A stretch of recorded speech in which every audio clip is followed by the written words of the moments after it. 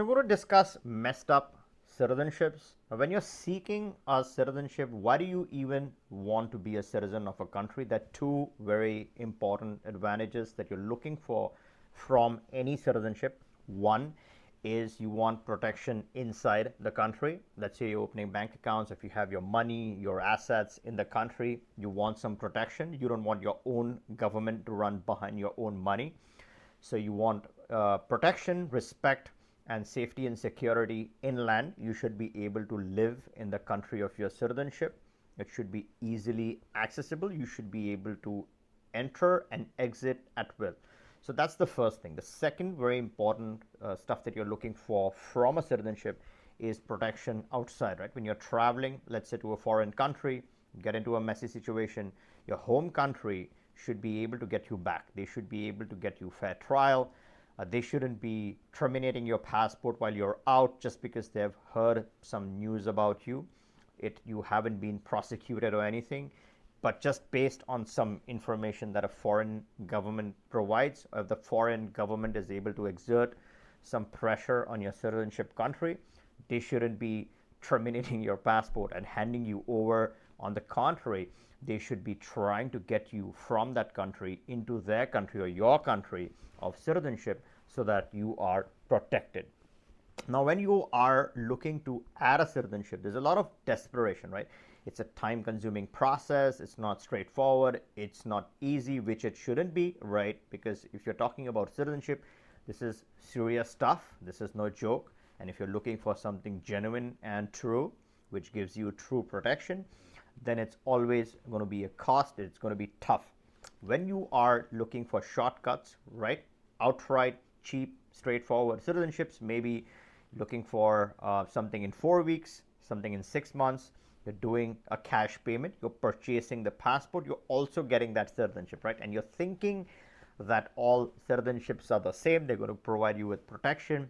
So that is where I think it's very, very important to understand if you're getting a true, real citizenship, or are you signing up for something absolutely messed up. Now, when I'm saying messed up, the reason why I'm saying messed up is because a lot of these countries, some of these countries, I'm not saying all CBI countries are complete mess, right? There are some genuine examples, some genuine countries which operate fine, but a lot of these countries will then eventually collude with external foreign governments and then start terminating passports. Now, a very recent example of Cyprus, 200 citizenships, right? So they must have done due diligence before accepting people as their citizens. And 200 is a very, very large number. It's not like 2 or 20, it is 200. And after providing citizenships based on some information, they started reprocessing or auditing or whatever, they terminated all those passports. Similarly, the second example of late has been of Western governments trying to get into the matters of a lot of CBI countries. Recently, the US met with the Caribbean options, all of them, right? And they were able to get some auditing in place, some, interview requirements, a lot of stuff, right, that they put in place to track and capture some of these CBI citizens who may have done something wrong or who might be on the wrong path, right? If there's something wrong, something that genuinely people have done wrong in their home country, let's say someone has done something wrong in the US, they're going and seeking a Caribbean citizenship to escape that problem. That is a legit scenario. The US's involvement is always great because it cleans up the system. But if someone has not done something wrong based on certain derogatory information, the case hasn't proven, the person hasn't been found guilty, under those circumstances, the passports should not be outright terminated. People should not be handed over to foreign governments, right, without complete process, without finding the person guilty. That is where I think it's very, very important to look at some of the past cases.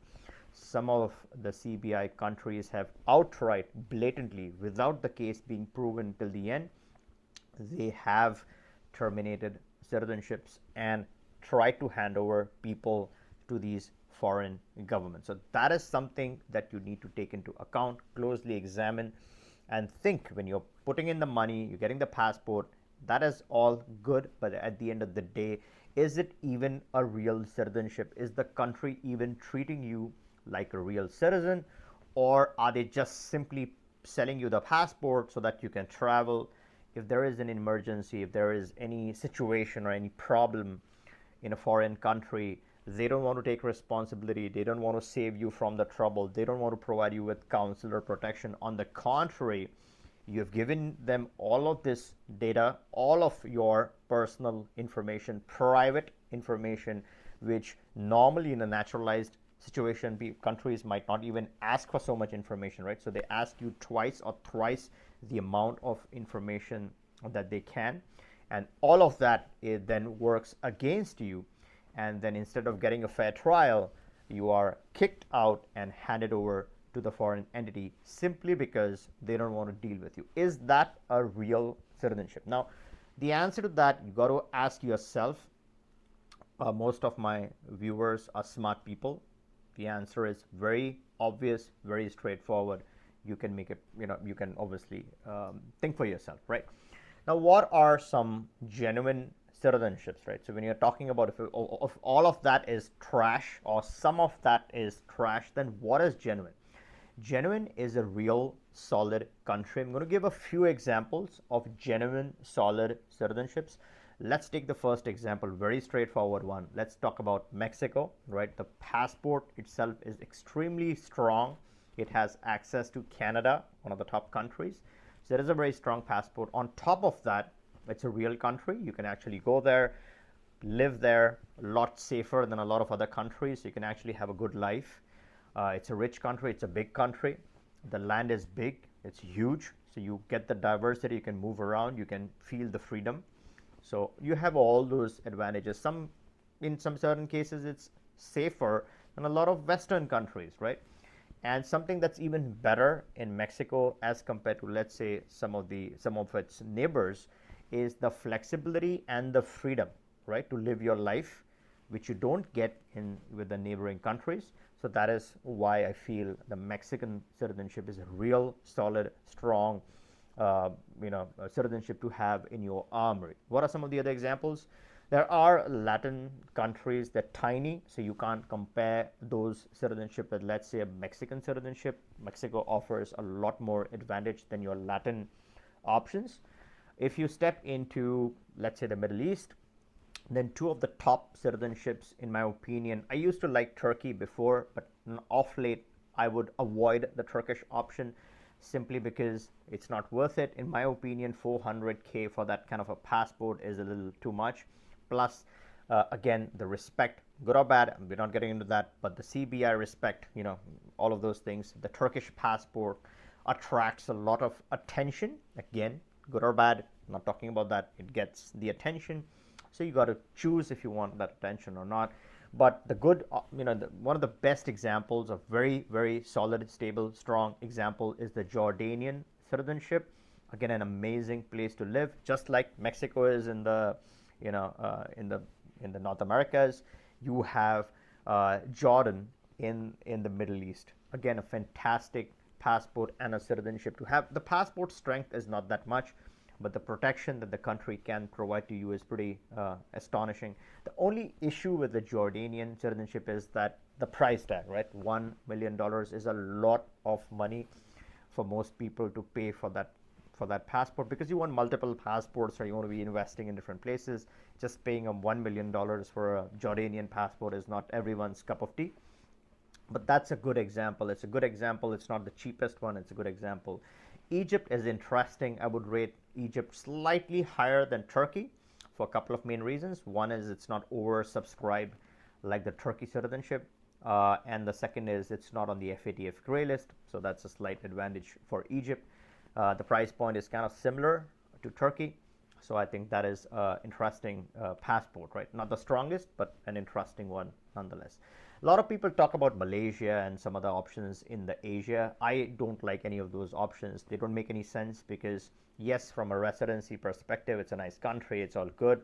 but you don't get any citizenship at the end of the day. So what is the point? You're not getting the protection. It's not leading to that ultimate benefit that one should seek from their Plan B portfolio or the Plan B journey. You're not getting that in the Asia. So what is the point of going and spending and living your kind of, when you're investing your time, invest it in a place which gives you something at the end. Right? Life is short. I want to collect as many options, get the benefits of what the citizenship has to offer. So you don't have that with Asia. Not my favorite option. Two other very, very solid citizenships, and both are in the Africas. One is South Africa. A lot of people don't like it because they feel it's unsafe. You got to be smart. You got to be sensible. There are a lot of advantages or benefits of South Africa. It's a real country, like Mexico, right? Like Mexico, like Jordan. It's a real country. Yes, it has some situation, right? It's not the best of the best countries, of course. Everyone knows that. But the passport and the citizenship is pretty exotic, pretty interesting. Elon Musk has a South African passport. He's very happy with it, I'm sure. So it's a very interesting one. I work with one of the best attorneys in South Africa. If you are interested in starting your residency, permanent residency, it starts off with a permanent residency, very, very flexible option, and then you can work yourself towards that ultimate strong South African citizenship. If you are interested, click the link in the description, book a call with us, we can get you started. And make sure you subscribe to my channel and turn on that bell notification, because here I discuss a lot of new programs, a lot of changes, analysis, and a whole lot more. All right, so South Africa is a clear one. I really like that option. The second option is the Mauritius citizenship, right? The residency is a very solid, stable residency. Very exotic residence. You can actually physically live there for a certain part of the year. You can actually enjoy your time when you are in Mauritius. Definitely a very, very good option. There are a couple of other hidden gems in the South, in the Africas, which in my opinion are extremely underrated. They're very safe and great countries. So you have some options over there. A quick disclaimer: none of the information discussed in this video is immigration, legal, tax, or finance advice. This is educational content and my analysis. I hope you liked this video. If you did, give me a thumbs up, and catch you in the next one.